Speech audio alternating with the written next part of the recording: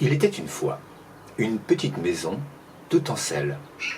Les murs étaient en sel, le toit était en sel, les planchers et les plafonds étaient en sel, les escaliers étaient en sel. Mais le mobilier, la table, les chaises, les armoires, les rideaux, les petits napperons étaient en sucre. Dans cette petite maison tout en sel avec du mobilier de sucre, vivait un petit bonhomme tout en sel et une petite bonne femme tout en sucre. Le petit bonhomme tout en sel et la petite bonne femme tout en sucre se chamaillaient tout le temps.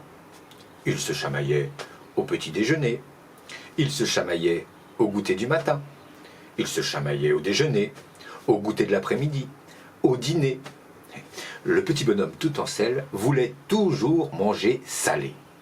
Et la petite bonne femme tout en sucre voulait toujours manger sucré. Ils se chamaillaient à l'heure du coucher, pour la place qu'ils occuperaient dans le lit, pour les rêves qu'ils feraient en dormant. Ils se chamaillaient pour la couleur du ciel, l'heure à laquelle passerait le facteur. Ils se chamaillaient tout le temps, pour tout et pour rien. Un jour, le petit bonhomme tout en sel et la petite bonne femme tout en sucre se sont chamaillés plus fort que d'habitude. Et le petit bonhomme tout en sel a dit à la petite bonne femme tout en sucre « Vilaine petite bonne femme tout en sucre, va-t'en et va te construire ta maison toute seule !»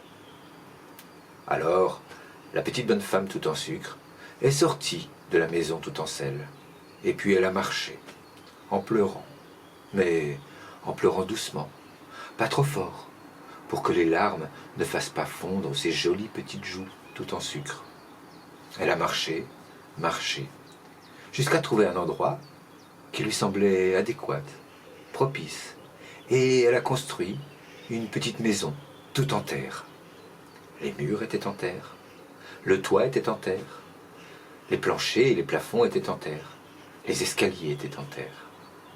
Et puis elle a fait du mobilier tout en sucre, une grande table rectangulaire tout en sucre, avec des chaises tout en sucre, des armoires tout en sucre, des rideaux et des napperons tout en sucre.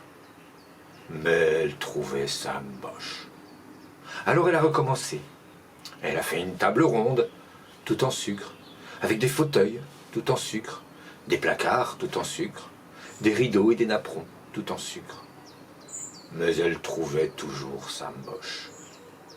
Alors elle est sortie de sa petite maison tout en terre, et elle a marché,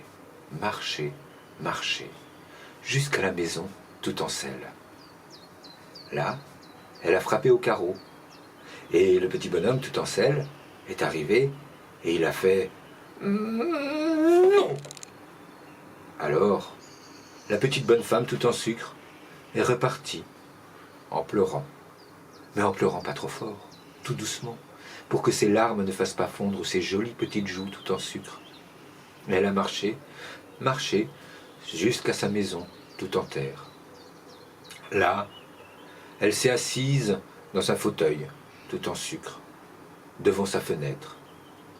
Et, toute triste, elle s'est dit « J'aimerais que le ciel pleure pour moi. » Alors, il s'est mis à pleuvoir. Il s'est mis à pleuvoir sur la petite maison tout en sel, qui a commencé à fondre. Alors, le petit bonhomme tout en sel est sorti de sa maison tout en sel, et il est parti en courant jusqu'à la petite maison tout en terre de la petite bonne femme tout en sucre.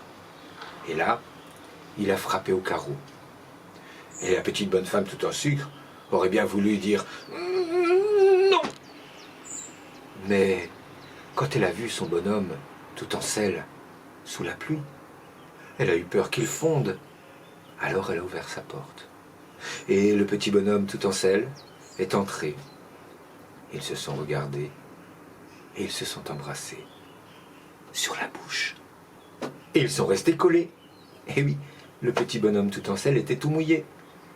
Et quand il l'a séché, ils ont pu se décoller. Mais lorsqu'ils se sont décollés, le petit bonhomme tout en sel a eu la bouche tout en sucre. Et la petite bonne femme tout en sucre a eu la bouche tout en sel. Et depuis ce jour-là, Ils ont été en accord sur toute chose.